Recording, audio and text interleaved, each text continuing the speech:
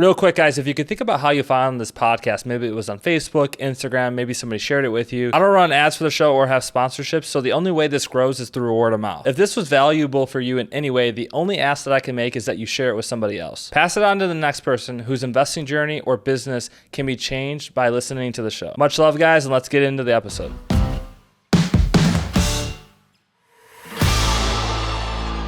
Welcome back, everyone, to the Learn Like a CPA show. I'm your host, Ryan Bakey, and today we are going to talk about terms every real estate investor should know. When you join and you get into real estate, a lot of people throw around terms very loosely, and some people don't always know what terms mean, and people will say terms and people have a different connotation of what they think that they mean. And so today's podcast is going to be around setting the record straight on what a lot of these terms mean and what they're actually supposed to mean in context definition. So the first term we're going to talk about is going to be profitability metrics. So we're going to talk about profitability metrics. We're going to talk about some tax terms, and then we're going to talk about some entity structuring terms. So when it comes to profitability, that's going to measure the financial performance of your rental portfolio.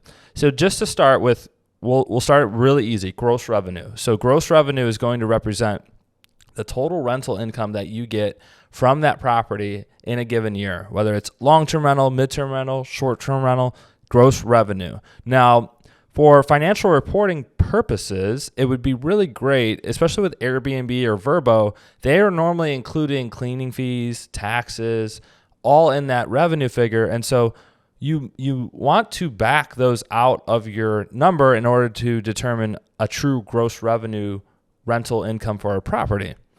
Moving on, we're going to have net operating income. So net operating income, or you might hear people say NOI for short, is going to represent the total amount of income generated by a property after deducting all the expenses, but before deducting mortgage, principal, and interest payments. So for this purpose, you're going to take the gross revenue of the property, you're going to subtract out all the expenses, except the mortgage, principal, and interest. You do include the insurance and you do include taxes in purposes of this calculation. Why? Well, net operating income is a great metric for determining whether or not the property is a good deal on its own. And what I mean by this is net operating income will tell you if that single investment is a good investment. That's what NOI, net operating income, will tell you. Whether it's a good deal for you or not depends on your debt service. So net operating income, whether I or you or another investor goes to buy the property, our net operating income should not change. What is going to change is how we fund the deal. Are you putting 10% down versus 20% down? The more money that you have in the deal, the less cash on cash return you're going to have. And so again, net operating income doesn't change, but your cash on cash does change. And that's the next metric that I want to get into is cash on cash return, or COC for short. So cash on cash is going to represent your total outlay of cash that goes into an investment. So your down payment, closing costs, staging costs, renovation costs, you're going to compare those costs to how much money you're making in profit per year. Now, in profit per year is going to be all expenses paid. You're going to take that net operating income and you're going to back out all the other expenses, mortgage principal payment, and mortgage interest. So net operating income, is the property a good investment or not? Period. What doesn't matter who buys it. That's what net operating income is going to tell you.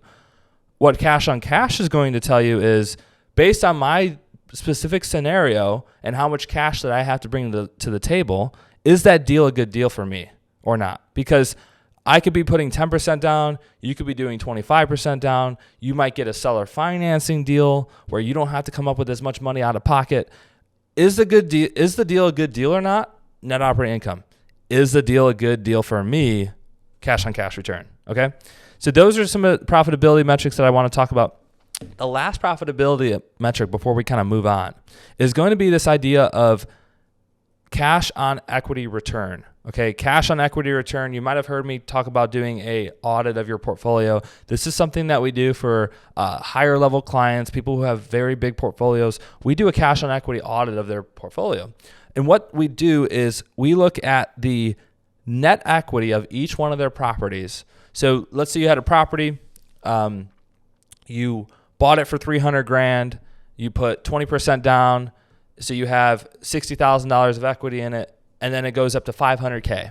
Well, you have your $60,000 of equity plus it went up $200,000, so your total equity would be $260K. But let's say that property is only making you something like $20,000 a year. Okay, if you do $260,000, which is your net equity, and you divide that by 20, you'll find that it might take you 30 years to pay back how much you have in equity today. And so if you do 30 goes into 100, 3.2 times. And so that's the equivalent of making a 3% return on your money per year. Very bad cash on equity audit. And so what we do for clients is we have them what we call reposition their portfolio. And when I say reposition, I don't just mean sell. A reposition could be a HELOC, a refinance. It could be selling. It could be 1031ing into something else. But when you look at your portfolio, especially people in California, Austin, Texas, anywhere in Texas, Smoky Mountains, if you've owned real estate, if you bought real estate within the last 5 years, it's probably gone up in value a lot. The question is your money working hard enough for you, right? So there is a difference between cash on cash return and cash on equity. And a lot of people ask me this, what's the difference? Because there is. So, hey guys, just wanted to interrupt the podcast to let you know that if you enjoy the podcast and the content that's in it, you would love my Tax Strategy Academy. This is going to give you the framework for developing all your tax plans for the entire year, whether you're a long-term rental, short-term rental investor. You're going to get a one-on-one call with me to map out your tax plan, and you're going to get access to weekly office hours where you can come and ask your personal questions. So if you're interested in learning more, go check out the link in the show notes below. And now back to the show. So there's a difference between how much my money that I invest is making me versus how much money do I have at stake. What is that making me? So in that example, I'm only $60,000 in, but I'm making $20,000 a year. Okay, awesome. My cash on cash return is 30%. But if the property goes up $200,000 in value, my cash on equity returns only 3%. Do you see the difference? Moving on to tax terms. The first term we're going to talk about is the concept of depreciation. So depreciation is a very interesting term. It is an interesting concept because we tend to think that real estate appreciates in value. It goes up in value over time. And that is true normally. As long as your property is not next to a dump truck plant or, sometimes Section 8 housing, your real estate is probably going to go up in value over time.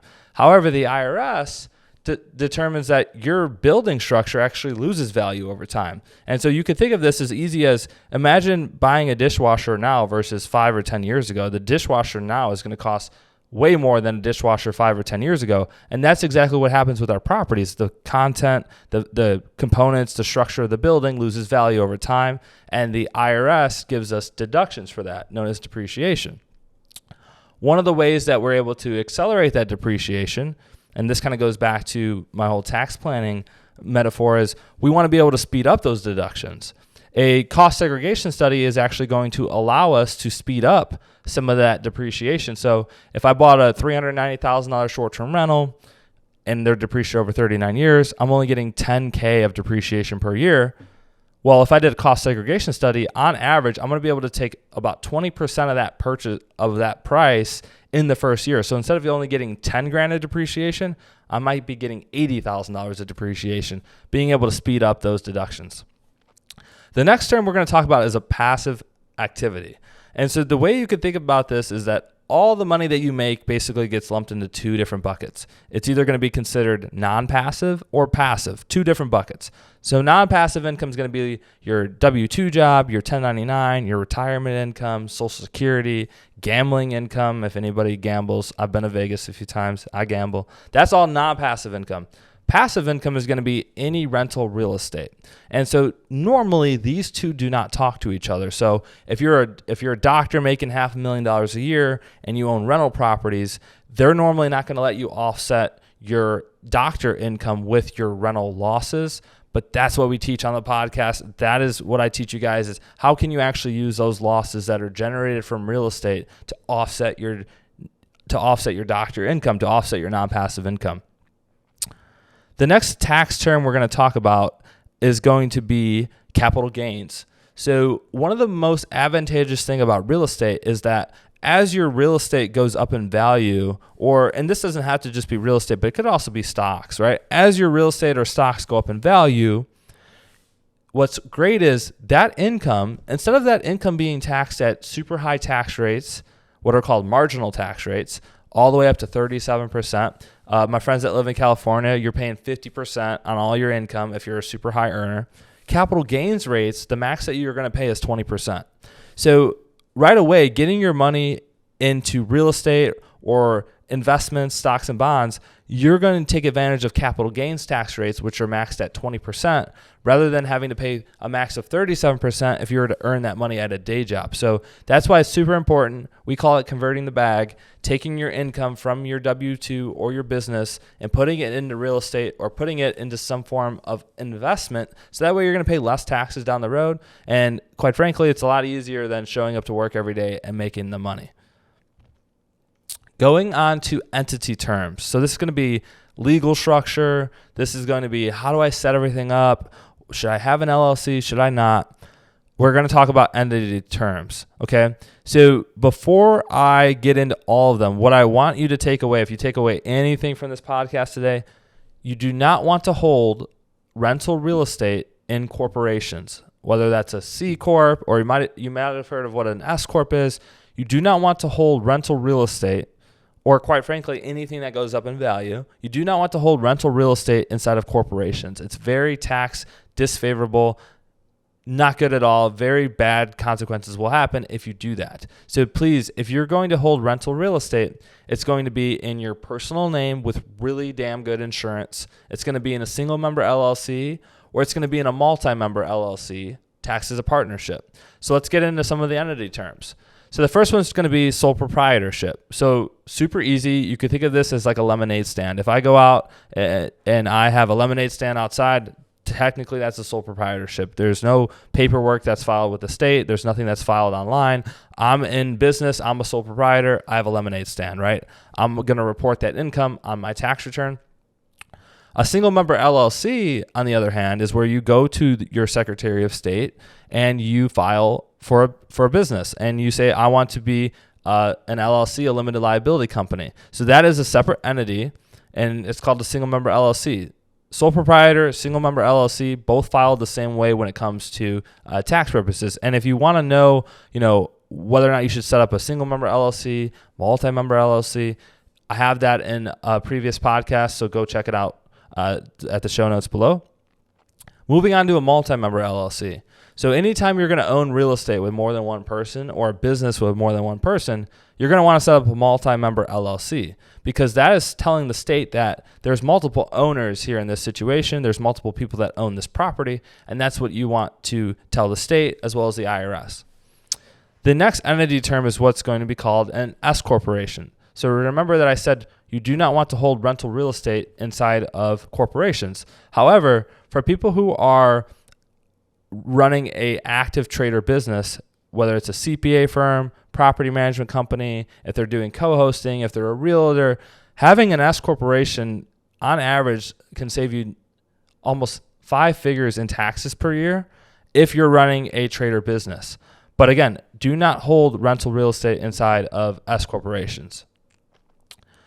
So to recap the podcast, we talked a lot. We talked about profitability metrics. We talked about tax terms. We talked about entity structuring.